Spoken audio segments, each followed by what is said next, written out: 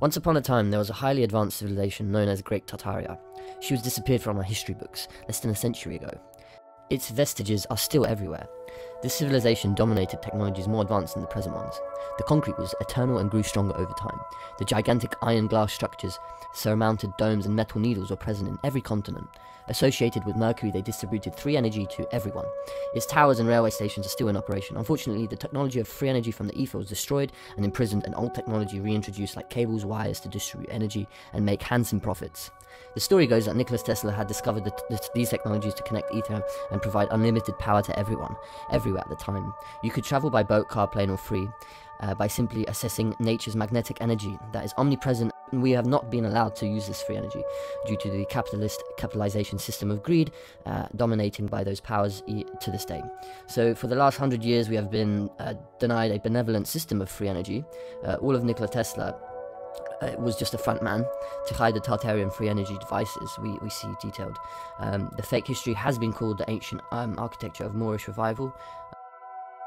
All Tartarian power stations, small and large, had pipe organs to harmonize and heal the population through sound waves. What is known as cymatics, the churches and cathedrals we see throughout the world share similar design patterns that were designed with sacred acoustic geometry to maximize vibration, tone, resonance, to heal and to help download higher consciousness. The old world order was the Tartarian one, where primary directives was what you take from nature you give back. Nature nurtures. They had healing centers for animals. They had passive relations with all life because they had advanced consciousness to emanate love and benevolence to all. Their flag was a griffin, which was a real animal. The griffin is part human, part eagle, part lion. It appears from their maps and legend that there also existed centaurs, flying turtles and unicorns. We can only summarize that the entire Tartarian people were destroyed when the New World Order learned how to use the Tartarian technology and to use it to destroy the entire culture and erase their existence from modern history books of today. If you look carefully at the photos and images in this book, you will see these massive buildings that would mean there were hundreds of millions, maybe even tens of millions of Tartarians that were eliminated when the healing technology was used to destroy them. We find millions of bones buried under cities and massive insane asylums where they were imprisoned. The adults, after they were separated from their children, to be sold as slave labor and shipped on train. That had crematories and large graveyards on their side.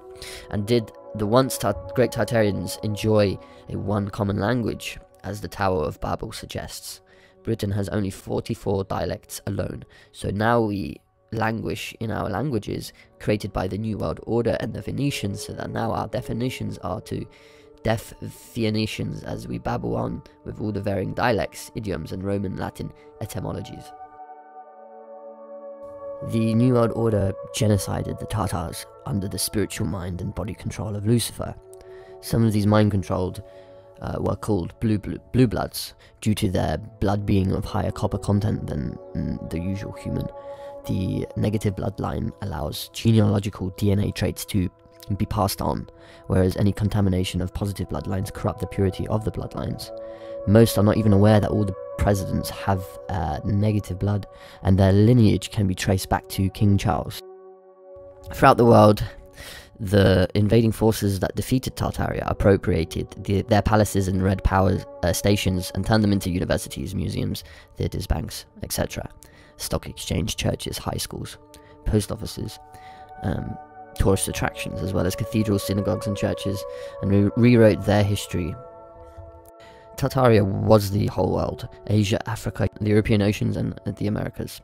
High civilizations had the architecture focused on the extraction of magnetritical energy. Great Tartaria was then divided into categories like the Ottoman Empire, the Rose Empire, Byzantine Empire. These changes were then archived into the likes of Throne of the Kremlin, and the National Archives of Britain, and the Library and Congress in Washington. The New World Order parasites also interrupted the astronomical clock of Tartaria because they used the geocentric model to represent the solar system. In the Tartarian astronomical clocks, the Earth was at the center of God's creation. These clocks were complex calculating machines. They used terms like computers, and to operate them, a sophisticated mathematician's knowledge was required. The invaders invented the heliocentric model and the Copernicus character, among many others, to be able to recreate the history of humanity and erase traces of their recent crimes and destruction of the great civilization of Tartaria. The many great Tartarian buildings held vibrational electromagnetic energy which acts on molecules and changes the behavior of cells. Formerly, these waves could act in healing, levitation, and transport, besides provoking feelings like harmony and euphoria. This energy can be used in another way. The architecture of Tartaria undergoes slight modifications and influences according to the local characteristics of climate, culture, and material resources, but it maintains the basic principles throughout the world. You'll see that the Colosseums have all water channels running. Where the sound energy was directed, the star forts seemed to have been designed to create a microdome that protected the inhabitants and resonant harmony. This was detailed in Tesla's three-dimensional shell. It's created by two Fourier expansions, the dimensional scalar hemispherical patterns in space, so they pair couple into a dome-like shell of electromagnetic energy. The air molecules and atoms in the shell are totally ionized and thus highly excited, giving off intense glowing light. Anything physical which hits the shell receives an enormous discharge and electrical energy. The elite survived by utilizing them during the reset, looking at some old depictions of star forts that were surrounded by walls of mud and remained mostly undamaged. Imagine a society that created free energy with classical art, and our jobs were musical in nature. On the solfeggio scale, 5 to 8 Hertz is significant. These sound frequencies were created by plants, humans, and animals, which could grow larger and maintained a temperate climate. All cities located at strategic points of the Earth, along canals, rivers, seas, oceans, and star fortresses had electromagnetic energy extracted from the ether. The energy was then captured through towers, obelisks, and stored in red, white strip power stations of the high civilization lately called Great Tartaria. The world Tartarians always had water fountains nearby. The electromagnetic energy was extracted and stored in toroid coils at the power plant summits, covered with copper, positioned below the towers. Star fortresses coordinated the distribution of water, gas, and electromagnetic energy throughout the Earth.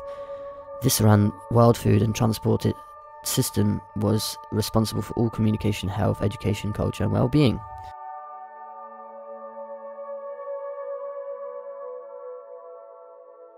Underground tunnels, magnificent communicating vessels with platforms and palaces, interconnected all the cities around the world.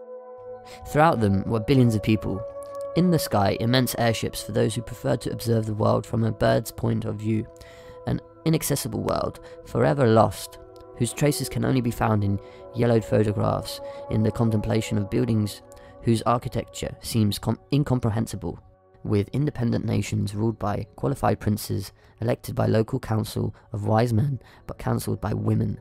Colonies were an invention of British Jesuit Empire, which defeated this once beautiful civilization. Enslaved their white-black people, addicted to opium and other drugs, turned the fragile nations into colonies to rob and destroy, and erased all the worldwide white cities. All these history books. Public schooling funded by the Rockefellers, who owned the rights of the textbooks.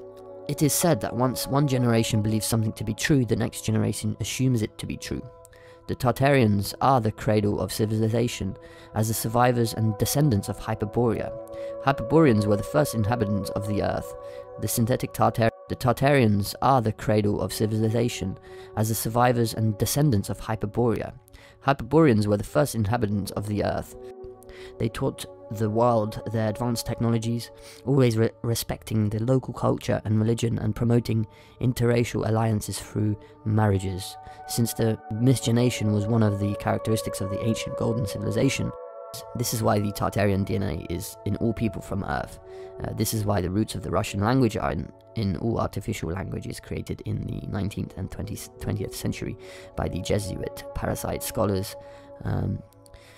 In exchange for low taxes, Tartary would offer protection of its armies, the fearsome Golden Horde. But we were defeated by DEW and chemical weapons that were only used for benevolent purposes by the Tartarians. The elimination of the Tartarians occurred less than 150 years ago. Look at today's Russia officially, called the Russian Federation, and you'll see and understand how the world was in the old days.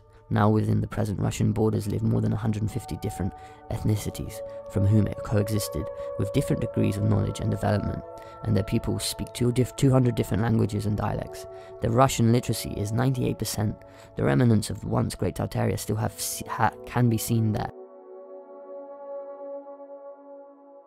The buildings had gigantic machines to print exquisite ornaments to buildings and others for making canals to join oceans.